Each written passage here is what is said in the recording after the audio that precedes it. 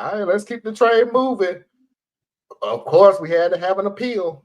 Obviously, Irene appealed this decision, and it was appealed up to the Missouri Supreme Court in 1851. At this point, Irene's appeal had the major issues laid out that would eventually make their way to the Supreme Court. They argued a number of things, but most importantly, they argued that the United States Congress's prohibitions against slavery in the free territories were unconstitutional. So this made the case bigger than just were the Scots in free territory and still being held as slaves and should therefore be free. Instead, it became, can the United States Congress grant freedom to enslaved people, or is that beyond the scope of what the Constitution allows Congress to do? Because you see, enslaved people were seen as simple property, just like any other piece of property, so the argument, in oversimplified and horrific terms, was that the Constitution didn't give Congress the right to take away people's property, and it certainly didn't allow other state laws to take away people's property. Like if you drove your horse and buggy from Missouri to Illinois, but in Illinois owning a horse and buggy was outlawed, Illinois couldn't seize your horse and buggy once you went back to Missouri. That's how they saw it. And the Missouri Supreme Court reversed the lower court decision and found for Irene and against the Scots. The constitutionality wasn't decided at this juncture, but instead the justices decided that all the precedent that had come before that allowed enslaved people to become free, well, it hadn't considered Missouri's laws in that. It was just based on laws in other states and territories. So instead, they said now your slavery status reattached upon re-entering Missouri,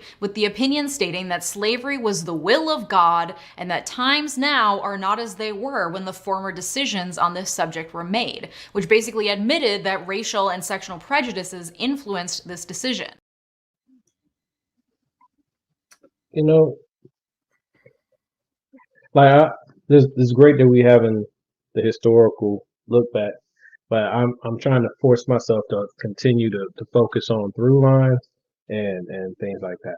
So as you learn more and more about this, it becomes a lot clearer, at least to me, why America decided that the slaves, those who were enslaved, could not be permitted to learn to read or write.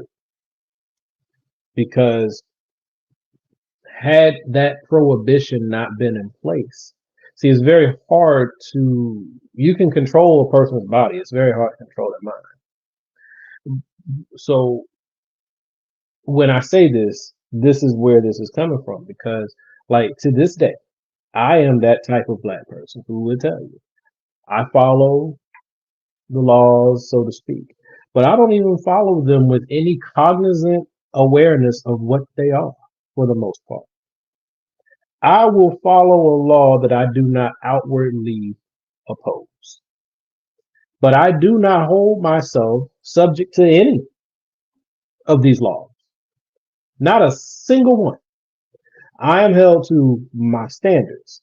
Fortunately, my standards fit comfortably within most of the established laws. But let me be encountered by one that I certainly oppose or do not agree with, I will fight. I will fight. And I say that because as long as you can keep people ignorant of the law, yet subject to the law, they will accept a bondage placed on them that has no authority outside of what someone has arbitrarily called a law. If you were to reinstate slavery as a law, that's your law. It's not my law.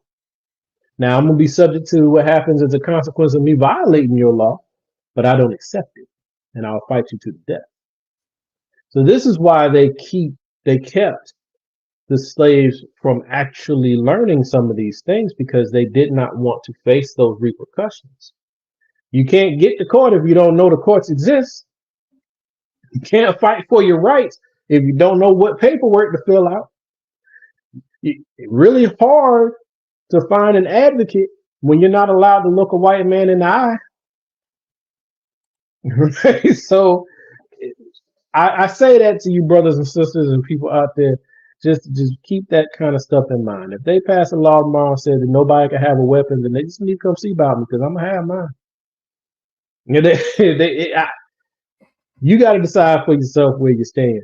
And people back then did not have a choice, because the system was already in place.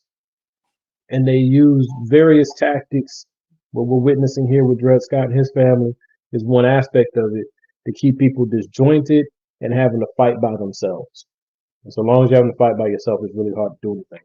But if you can come together, you can make some things happen. But yeah, and this thing, they say that this is one of the worst, if not the worst, Supreme Court decision in history. Personally, I don't really know a lot of the decisions in history. I'm willing to bet there were some really, really bad ones back then, real bad ones. But F them laws, man. All of them. I'm done.